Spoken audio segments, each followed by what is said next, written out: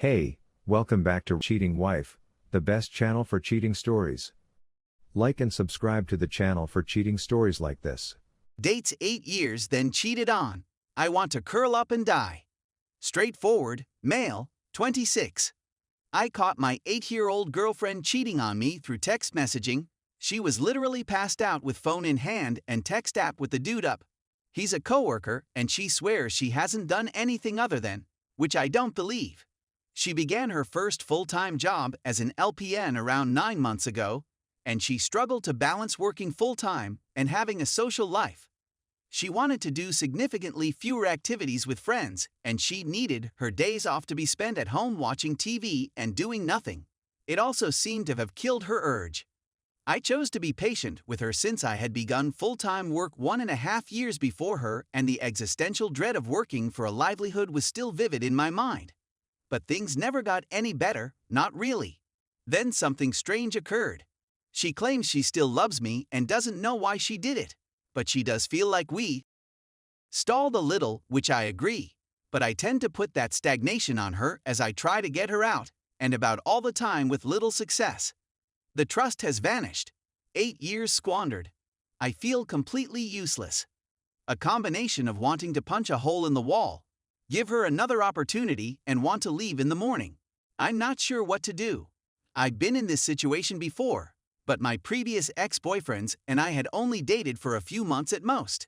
The only silver lining, which is really just bitterness, is that I earn almost twice as much as she does, and I take all of her friends with me since they've been my friends for longer than I dated her, and she only sees them when I'm around. After rereading, I see the writing has been on the walls for a while, but I don't want it to be twisted. I've been pleased with her up until now. Even though we didn't get out that frequently, I'm at a loss on what to do. I'm very heartbroken. Edit. After a rather sleepless night, I began moving my today. I contacted her many times about how she tossed away our relationship after all we'd gone through, and how I'm simply crushed. She'll be with relatives out of state this weekend, so I'll get the remainder of my stuff moved. I know I have to let her go at this point. I'm not sure how I'll feel in 5 minutes, much alone tomorrow, but I know it's all over now. She had so many opportunities before being caught, as well as 1 or 2 after, to make things right, and she blew them all. Man, all I want is to be liked. Edit 2. I'm not sure whether anybody would read this now that it's old, but I may save it for myself. Alternatively, you may take it offline and perform the same thing. Anyway, this has been the most difficult week of my life. We severed it entirely when we met in person on Monday. She apologized and claimed she still loves me, but we can't be together just now. F her for being such a coward and included the "still love you" line.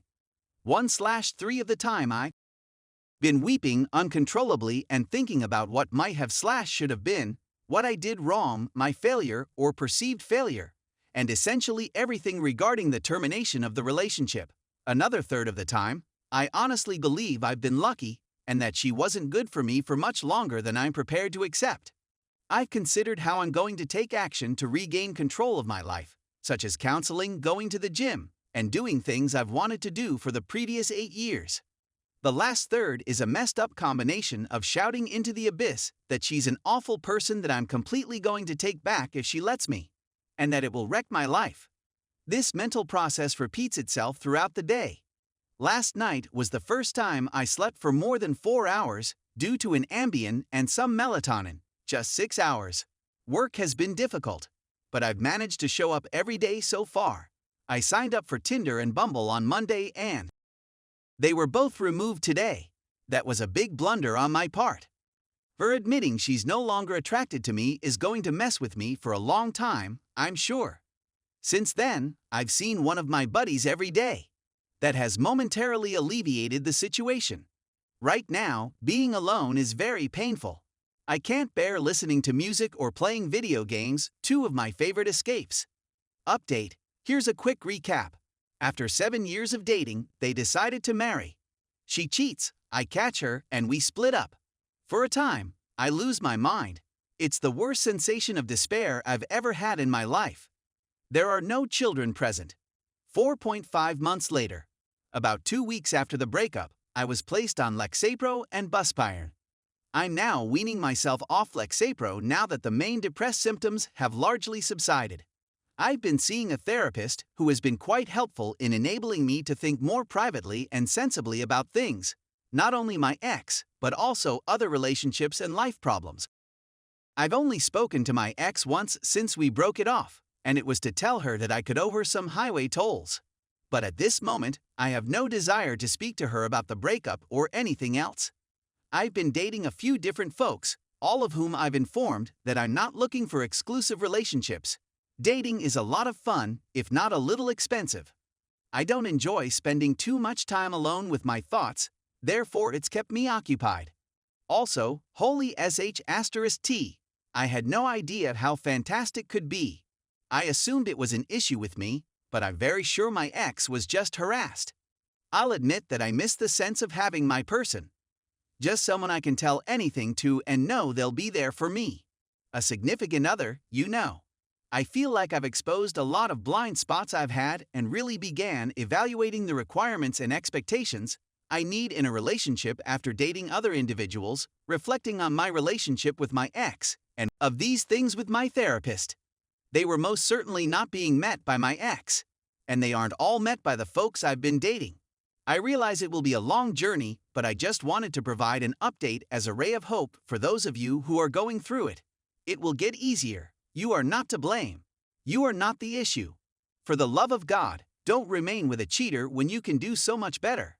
And if nothing else, counseling is an amazing tool for getting through this really tough period. Story 2. Brother GF cheated on him. Me, Olivia *15, and my older brother, Ethan *26, are very close in their friendship. To me, he's like a father figure because of the 11 years age difference. He departed 8 years ago and is now residing in Mexico. It was also there that he met his partner, Luca *24 female, with whom he has been dating for almost 4/5 years. Since we moved into our house 4 months ago, they have been living with us, for work reasons. My parents, 58 female/48 male, were talking about how delighted they were to finally meet their first grandchild the other day, and I overheard them. I was confused since my parents don't have any children of their own yet. Then I found out that my brother and his girlfriend are expecting a kid, so I asked more. Last night, they were apprised of the situation. They wanted to tell me the next morning. My parents and I were overjoyed with the news. I was pleased to discover that I would soon be the aunt or uncle of a niece or nephew. However, 2 nights ago, I overheard the girlfriend speaking in Spanish on the phone with a friend. We have extremely thin walls. I was on the phone with my closest friend Alba, 15, who is of Spanish descent and whose native language is English. What the hell is Luca talking about? She said as she stopped me off in the midst of my thought process. Because I don't know Spanish, I was bewildered by the situation. Then she yelled, "Hold your phone up to the wall. I want to hear what rubbish she's talking about." I was baffled, but I decided to go forward with it anyhow.